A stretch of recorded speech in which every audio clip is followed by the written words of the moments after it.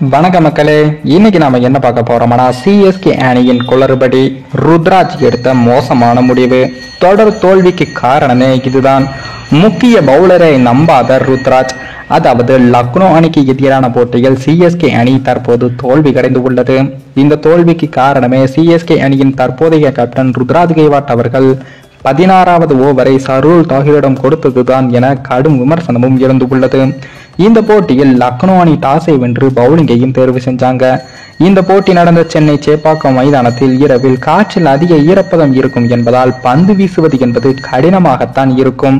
இதனால் தான் லக்னோ அணியானது டாஸை வென்றதும் முதலில் பவுலிங்கையும் தேர்வு செஞ்சாங்க.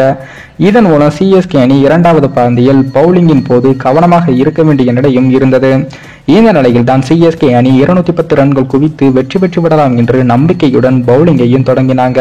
முதல் 15 ஓவர்கள் வரை சிஎஸ்கே வசம் போட்டி இருந்தது. ஆனால் ஸ்டானிஷ் மட்டும் அதிரடி ஆட்டம் ஆடி வந்தார்.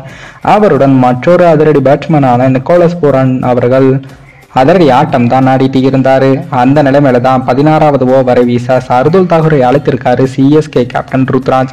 அப்போது பதிரானா மற்றும் முஸ்தபிர் ரஹ்மான் ஆகியோருக்கு தலா 2 ஓவர்கள் மீதமிருந்த நிலையில் அவர்கள் கடைசி 4 ஓவர்கள் வீச வேண்டும் என்பதால் 16வது ஓவரை வேறு யாராவது வீச வேண்டிய நிலை. அப்போது வேகப்பந்து வீச்சாளர்களில் தீபக் சஹர் மற்றும் சர்துல் தாகூர் ஆகியோருக்கு 2 ஓவர்கள் மீதம் இருந்தது.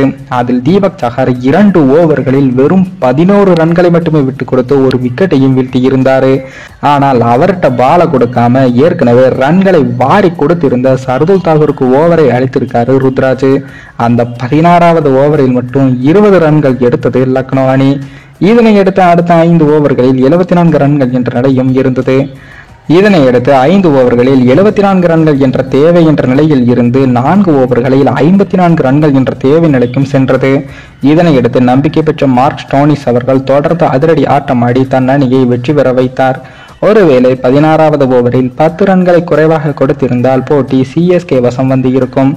அந்த வகையில் கேப்டன் ருத்ராஜ் அவர்கள் மிகப்பெரிய தவறை செய்துவிட்டார் என்ற விமர்சனமும் எழுந்து உள்ளது.